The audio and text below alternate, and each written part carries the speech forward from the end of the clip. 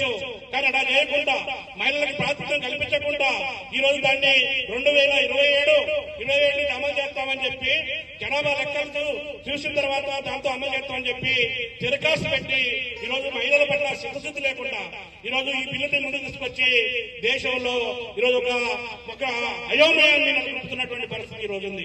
కానీ అంబేద్కర్ గారు ఏం చేశారు? మహిళల యొక్క సమానత్వం కోసం, మహిళల యొక్క హక్కుల కోసం అంబేద్కర్ గారు రాజ్యాంగంలో ఆయన హక్కులు కల్పించాడు. హక్కులు కల్పించడం కాదు, అంబేద్కర్ గారు లేబర్ మినిస్టర్ గా ఉన్నాడు. కాంగ్రెస్ ప్రభుత్వంతో మహిళలకి ఆస్తిలో హక్కు ఉండాలి, సమానత్వం హక్కు ఉండాలి, లేకపోతే ఇంట్లో హక్కు ఉండాలి, పౌర సమాజంలో వాళ్ళకి అన్ని హక్కులు పురుషులతో సమానంగా కల్పించాలని చెప్పి ఆ రోజు రౌండ్ టేబుల్ సమావేశంలో మరి చర్చ పెడితే మహిళలకి హక్కులు ఇవ్వకపోతే, మహిళలకి సమానత్వం ఇవ్వకపోతే, మహిళలకు ఆస్తి హక్కు ఇవ్వకపోతే మహిళల కోసం నేను ఏ దగ్గర చేస్తానని చెప్పి ఆయన మంత్రి పదవికి రాజీనామా చేసి బయటకు వచ్చేటువంటి చరిత్ర ఈరోజు అంబేద్కర్ గారికి ఉంది.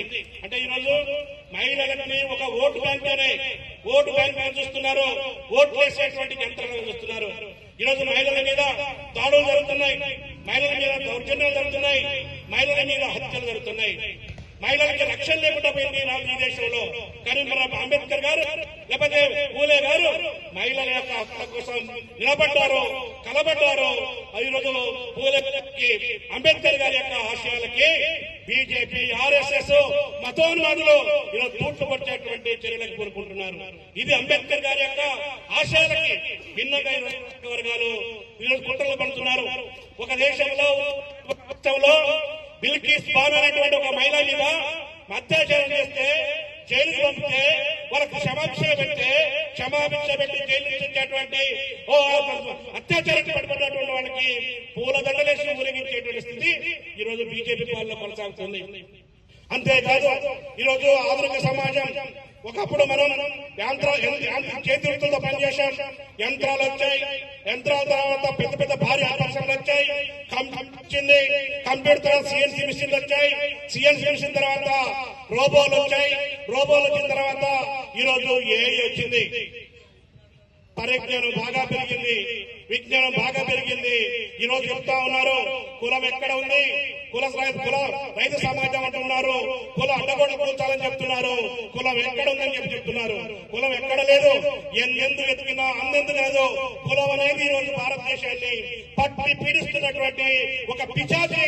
ఈ జాడ్యాన్ని వదిలించడం కోసం మనం పోరాటం చేయాల్సినటువంటి అవసరం ఉంది. తమ్ముడు ప్రకాష్ గారు చెప్పాడు, ఉద్యోగం చేసే దగ్గర ఉద్యోగాలకి ప్రమోషన్లు రిజర్వేషన్ ఇస్తున్న వారు ఇస్తలేవు. రాజ్యాంగంలో రిజర్వేషన్లు కల్పించావు, ఎస్సీ ఎస్టీ రాజ్యాంగం కల్పించినావు. ఎస్సీ ఎస్టీ రాజ్యాంగంలో కల్పించినటువంటి రిజర్వేషన్లు అమలు కావాలంటే ప్రభుత్వ ఉద్యోగాలు ఉండాలి, ప్రభుత్వ రంగ సంస్థలు ఉండాలి. ఈరోజు ప్రభుత్వ రంగ సంస్థల్ని అమ్మేస్తున్నావు, ప్రభుత్వ రంగ సంస్థల్ని అమ్మివేయడమే కాదు, ఈరోజు ఉద్యోగాలు బ్యాక్లాగ్ పోస్తుంది, ఈరోజు పూర్తి చేయట్లేదు. అంటే ఈరోజు రాజ్యాంగంలో కల్పించినటువంటి రిజర్వేషన్లు అమలు చేయకుండా నిర్వహణ చేస్తున్నావు. ప్రైవేటీకరణ జరుగుతుంది, ప్రైవేట్ పరిశ్రమలో నువ్వు రిజర్వేషన్లు ఇచ్చేటువంటి పరిస్థితి లేదు. అంబేద్కర్ మావోడని చెప్తున్నారు, అంబేద్కర్ ని ఓన్ చేసుకుంటున్నారని చెప్తున్నారు, అంబేద్కర్ కి దండలేస్తా ఉన్నారు, అంబేద్కర్ ఫోటో పెట్టుకుని ఈరోజు బీజేపీ ధర్మశాస్త్రం అడుగుతున్నారు. ఓట్లకి అంబేద్కర్ గారిని వినియోగించుకుంటున్నారు.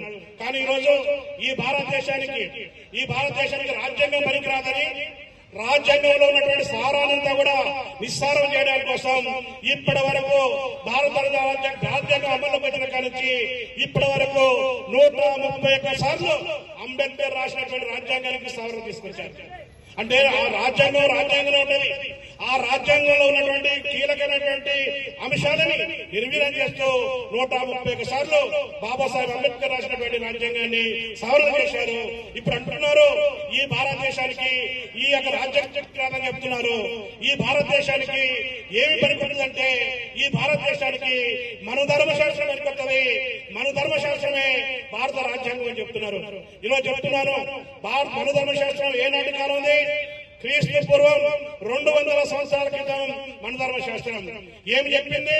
సమానత్వం ఉండొద్దని చెప్పింది, అంతరాలు ఉండాలని చెప్పింది, నిచ్చెన మెట్ల కుల వ్యవస్థ ఉండాలని చెప్పి ఈరోజు పుట్టుక అనేటువంటిది తల్లి గర్భ నుంచి కాదు, దేవుడి యొక్క పాదాల నుంచి వచ్చిన సూత్రం చెప్తుంది. మరి ఈ రోజు మన ధర్మశాస్త్రాన్ని ఈరోజు బహిరంగంగా అమలు చేయడానికి కోరుకుంటూ మొన్న ఎన్నికల సందర్భంలో బీజేపీ వాళ్ళు చెప్పారు డైరెక్ట్ గా, మన రాష్ట్రంలో ఈరోజు బండి సంజయ్ చెప్పాడు, మన రాష్ట్రంలో బీజేపీ ఎంపీగా ఉన్నటువంటి అరవింద్ చెప్పాడు, మన దేశంలో కాదు. మరి ఈ రోజు మన